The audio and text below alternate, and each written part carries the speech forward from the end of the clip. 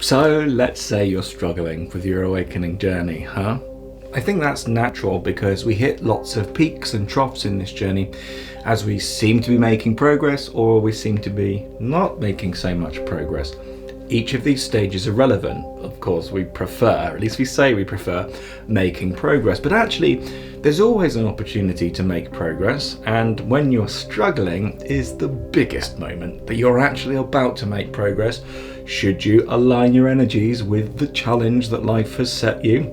Which in some way, shape or form, if you get out of the angry voice in your head that's fighting with life, you will begin to see what the opportunity is. Let's say you have wished and desired for a larger life for yourself. Well then, isn't it true that life should probably provide that for you? But to become something and to receive something, you have to become the match to that thing, energetically, vibrationally, and with your character. So you've been asking for something bigger from life. Perhaps you want these manifestations in your life or whatever, or a soul-based purpose. Well, of course, you can have that because you'll have a certain set of skills and abilities that life has bestowed upon you to enact that out. But enact, you must. Now, we talk a lot about manifestation in the spiritual community, don't we? And from one element, that's the fun part of doing all of this spiritual work, but it's also the childish part, and I don't mean that in any sort of judgment way. It's just like, that's just what gets you on the path, this idea of knowing that I can manifest my dream life, and all of that is true, but it's just the beginning. Because would you rather be a super manifester and have this super easy life and just things come to you like that, boom, boom, boom, which you've probably had experiences of, but do you think that that's who you really want to be? No, maybe it is. But for me, I'd much rather be somebody of honor, somebody who's hardworking, somebody who shows with their actions that they're deeply connected with that which we might call God or life energy. And so in that sense, when we talk about lining our energies up with a manifestation, what that really means is lining our energies up to become the person through our actions that would deserve, that would actually have this life that we say is the dream life. Now, if you want to take over the world, for example, with a wonderful new ambitious thing that's going to change loads of people's lives, then you better be willing and you better recognize that you're going to have to work very hard for that. You're not going to become Elon Musk, for example, just by sitting in a meditation seat saying Om Namah Shivaya 17 times over. This is real, down-to-earth spirituality. Yes, law of attraction is real, but the flaw of attraction is it requires action, and that action can be inspired action. It can also be just action itself. Now, some teachers will tell you that just acting for no reason, if it doesn't feel inspired, is actually the wrong way to go. And fair enough, that's their own way of life, and maybe that's proving to themselves that they can do this. And I've been there and I've done it with no action, and this stuff works. But it's like, after a while, it's like, do you want to carry on that way? Or do you really want to put absolutely everything that you've got into whatever it is that you're creating? Because that will require you to work around the clock to do that. Now, we're not asking you to be a stupendously high performance person that's constantly on it. No.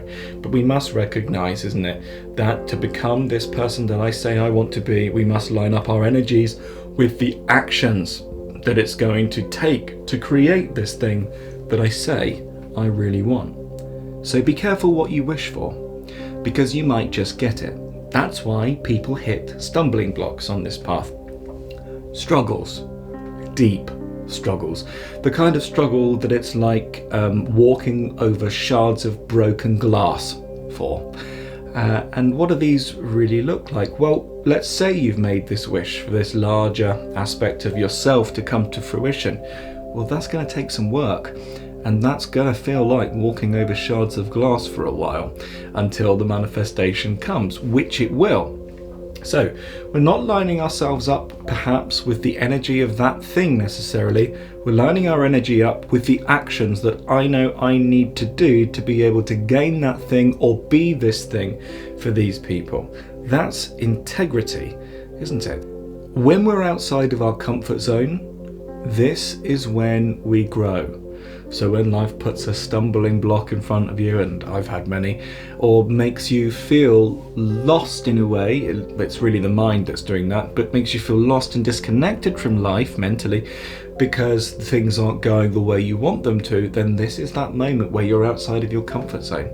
And you get that beautiful opportunity to be able to decide who then you want to become, what it is that you want to fight for in this path. And so you line up your energies for that fight. Now, some of you with spiritual egos will come in the comments and say, you don't have to fight for anything. What's yours is yours and will always be yours. And that's probably true, maybe.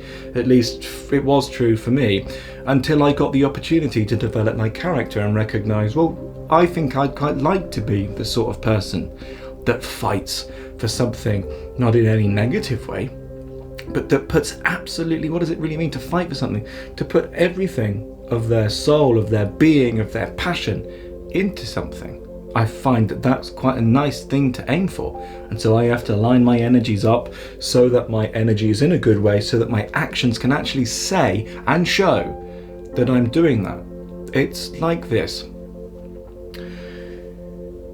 Think about the priests. Now, this is going to get a little bit dark now, but I have to use it because it's a really good example. Think about the priests who a few years were doing stupid things with young boys. Yeah.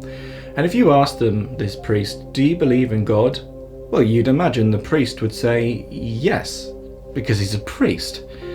But belief is a lot more than just words, isn't it? Because what does his actions say whilst he's doing these demonstrably irresponsible things with young children? His actions don't say, I believe in God at all. And so does he really believe in God? I would say, no. And so in this sense, there's this dichotomy, isn't there? There's this interesting paradox. My belief in who I am and my belief in God comes because I've lined my energies up with that energy, that God, universal energy, and then I've put so many actions from that energy into this thing that I'm trying to create. I'm cultivating that character of being a hard worker, of working for the cause because I want to, and that feels honourable, that feels dutiful, and that feels the best way for me to show my respect for the life that I've been given. This is how we can really begin to shift ourselves. Now, am I telling you that everything's going to go well as you do that? No, probably not. It's still going to be a hard slog, but it's the hard slog that makes us. And remember, the hard times are finite. They're finite. So at least if we're not enjoying them, that's fine, but we can have a little bit of reverence for them, because you're never going to get this time back. When you're a millionaire or whatever, at the end of this, and you turn back around and see the hard slog that you have to go through to get here, you'll look back and go, I could have made more of that time emotionally, sensitively. I could have enjoyed myself more or revered the process, because this is my journey. So be careful what you wish for, because you just might get it.